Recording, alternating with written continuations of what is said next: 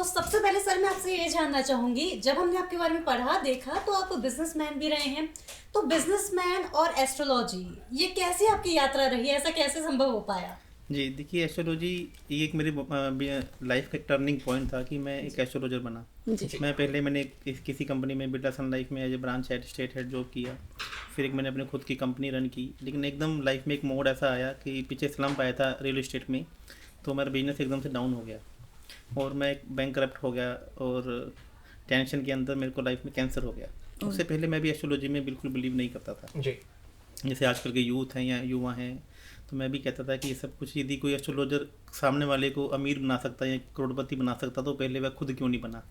दुनिया का दूसरा आदमी करोड़पति हो सकता था ना फिर तो ये सोचकर मैं हमेशा ही सोचता था कि यार ये एस्ट्रोलॉजी ये सब मतलब कि जैसे रेडिकुलस। तो सडनली लेकिन जब आप परेशान होते हो तो आपके घर वाले आपके परिवार वाले आपको बोला कि आपको किसी के पास जाना चाहिए, तो मैं किसी के पास गया। और मैं एक्चुअली में कहते मैंने जॉब की हुई थी, आपको बताया कि मैंने बहुत बड़े लेवल पे एक छुआ हुआ था, एक टच किया था, तो मेरे एक जिज्ञासु मतलब क्यूरियोसिटी हो जाता था जी।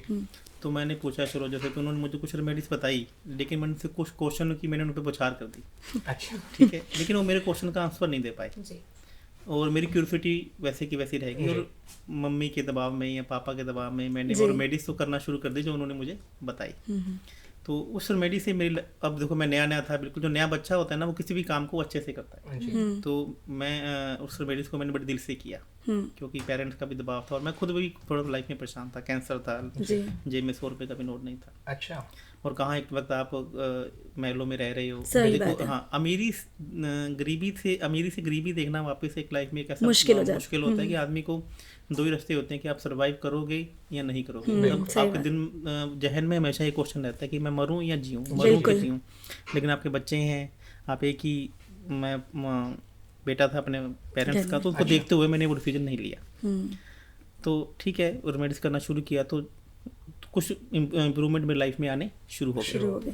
तो मुझे लगा यार कुछ तो है इस लाइफ मतलब कि इस एस्ट्रो में, इस वास्तु में, इस न्यूमोलॉजी में जो किसी ने बताया तो काम तो कर रहा है। ठीक है, तो फिर क्यूरियोसिटी और बढ़ गई जी। आंसर नहीं मिले तो मैंने क्या किया, इस पर रिसर्च करना शुरू कर दिया। अच्छा। मैंने इस पर पढ़ना शुरू कर दिया। अब एजुकेटेड था, कॉर्पोरेट में काम किया था, बिजनेसमैन था, तो क्या वो जो स्किल थी ना वो एक अलग प्रकार की थी। जी। जिन लोगों को उस एस्ट्रोलॉजी सीखने में सालों लग गए वो मुझे कुछ ही दिनों में मालूम चल गया। तो मैंने दिन रात एक कर दिया। मैं इसलिए नहीं सीख रहा था कि मुझे लोगों को बताना है। जी। मैं इसलिए सीख रहा था कि मेरे को क्यूरियोसिटी थी और मेरे को आगे बढ़ना था, मेरे को अपनी लाइफ की दिक्कतें दूर करनी थी। जी। बिल्कुल ऐसी मंशा नहीं थी कि मुझे एस्ट्रोलॉजर बनना है या एक वास्तु एक्सपर्ट बनना जी। है। तो इस पर मैंने काम करना शुरू किया, रिसर्च करना शुरू कर दिया। तमाम बड़े बड़े एस्ट्रोलॉजर्स जो एस्ट्रोलॉजी सिखाते हैं मैं उनके पास जाना शुरू किया, चाहे वो इंडिया के थे चाहे इंडिया से बाहर के थे उनके। अच्छा, अभी आपको जानकर आने हो कि जितने लोग एस्ट्रोलॉजी सिखा रहे हैं, मैंने को ये मालूम चला, मैं सॉरी टू से कि जिनको एक्चुअल में ज्ञान है वो तो मीडिया में है ही नहीं है। बिल्कुल। वो तो सोशल मीडिया में है ही नहीं है। और जिनको ज्ञान मतलब कि मैं किसी के ज्ञान की तुलना नहीं करना चाहता, तो लेकिन ये मेरा लक मानता हूँ या मैं वो चीज़ें मानता हूँ कि मेरे को ऐसे ऐसे गुरु मिले, ऐसे वो सिखाने वाले प्रबुद्धजन मिले जिनको एस्ट्रोलॉजी का अद्भुत ज्ञान है, उन ज्ञान का भंडार है। और कुछ में से तो ऐसे हैं जिनको सेंट्रल गवर्नमेंट के द्वारा मार्कंडे की उपाधि मिली हुई है। मार्कंडे एक ऋषि थे जिनको ब्रह्मा जी ने ज्ञान दिया था, दुर्गा कवच लिखा था। तो ऐसी सी उपाधि उनके मैंने पांव दबाए।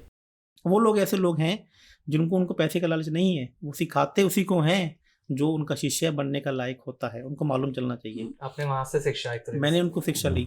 आप मानेंगे नहीं मैम, मैं उनके एक महीना उनके बाहर बैठा रहता था, उनके पाँव दबाए, उनके पाँव धो के चनामत पिया, उनका जूठा खाना खाया।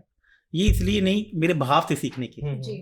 उनको लगा कि अब ये लड़का सही है, अब इसको सिखाना चाहिए। तो उन्होंने मुझे सिखाना शुरू किया।